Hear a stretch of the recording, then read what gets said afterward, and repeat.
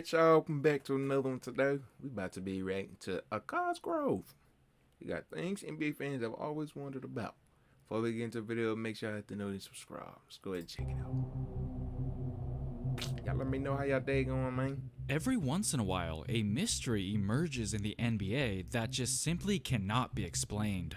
Or at least nobody has ever bothered to provide an explanation, leaving us NBA fans wondering what the answer could possibly be. You'll see what I mean if you just watch the video. Here are 4 things that us NBA fans have always wondered about. Hope you enjoy. Chances are, you've probably laid eyes on this iconic 1996 Slam magazine draft photo once or twice in your life. But some of you may or may not know that something is oddly missing from this. And what could that possibly be? How about the number 1 pick, Allen Iverson? We all obviously know that AI was taken first in that draft. But somehow, for some reason, he is nowhere to be found in the draft class photo shoot, which is very puzzling. This picture looks good and it's dope, but it's just something wrong with the picture. You're staring at it looking for Waldo, you know what I'm saying? Like, you looking at it, then you like, yo, where's AI at? I don't know. His answer for why he wasn't able to make it to the photo shoot is pretty straightforward. I don't know. I don't know where I was. I don't know how I missed it. I don't remember being that young and That's crazy. How you remember not that? as mature as I, am now or should have been. I might have blew it off. I don't know. Now, even though he somewhat provided us with an answer, it's still considered a mystery to this day. Something happened. We're though. all very much aware of Michael Jordan's famous crying meme, and LeBron actually has a couple of them himself. Now, what is the biggest difference between these two? Well, we actually know when and where the one on the right was born. It's no secret that it's from when the Cavaliers celebrated their 2016 NBA championship, but the one on the left's origin appears to be a mystery. For many years, people have wondered about when and where this picture was taken. It's been used for multiple things like cutouts and stuff like that, but that still doesn't mean we know where it's from.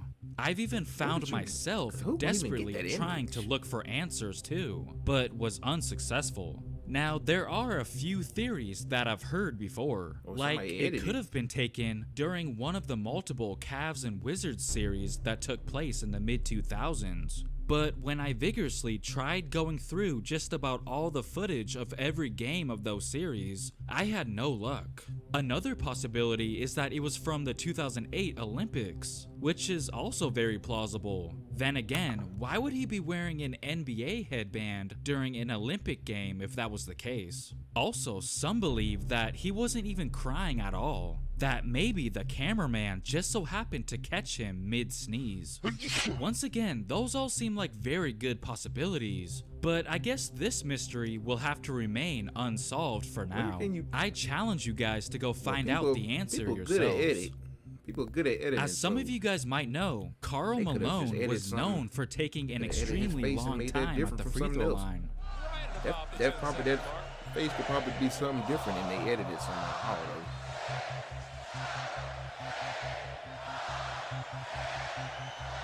And in the process was always seen whispering something to himself, which sparked a lot of people's curiosity, including players themselves. The one that kind of annoyed me was Karl Malone. Karl Malone would have said something. No one knows. What does he say? I don't know what he was saying. That's what annoyed me, man. I just was like, God, what is he saying? No one knows what he said. Nobody understood what he was saying. Something to get him going, he can make it. Nah, you wouldn't tell nobody. Everybody got their own thing they do for a free throw. Throughout the years, Malone refused to tell anyone what he was actually uttering to himself at the line, just to keep people thinking, and it worked. This always had everybody wondering.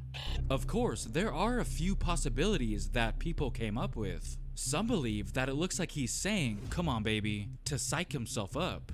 And others believe that he's probably saying his kids' names out loud. The one theory that I kept coming across was that he was actually saying, "This is for Kay and the baby," Kay being his wife. Some also say that he never said the same thing each time. It varied each trip to the line.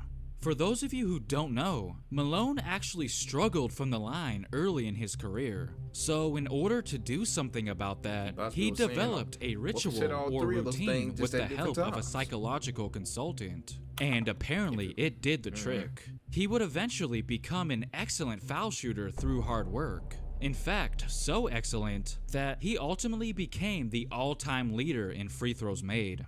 Now, when it comes to what he was whispering to himself, I want the lip readers out there to see if you can tell what he's saying for the rest of us. Another whisper that had people wondering about was when Lonzo Ball shared a special moment with his childhood idol LeBron James, as they both covered their mouth with their jerseys and had themselves a post-game conversation following their first ever matchup in December of 2017. Fans instantly wanted to know what was said between Lonzo and LeBron, and part of the reason was because they went out of their way to cover their mouth, presumably to prevent any lip reading from going on. The fact that it was apparently so secretive made the whole thing even more intriguing. We saw you had a moment with Lonzo there. What did you have to say to him? I didn't tell him anything. I didn't tell him anything. It's not for everybody. There's enough noise out there already with Zoe, and it's not for me to discuss. The mystery remained unanswered for a little bit until the audio was leaked online. Listen very carefully. There's no audio.